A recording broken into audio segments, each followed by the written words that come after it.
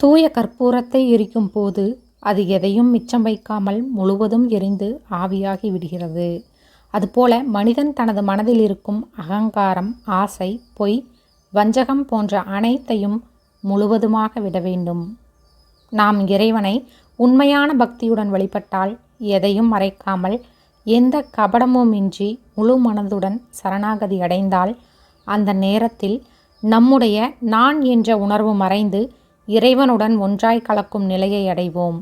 அதாவது கற்பூரம் எரிந்து முழுவதும் மறைவது போல மனிதனும் தூய பக்தியால் தனது தன்மையை மறந்து இறைவனுடன் ஒன்றாக வேண்டும் என்பதையே கற்பூர ஆரத்தி நமக்கு உணர்த்துகிறது.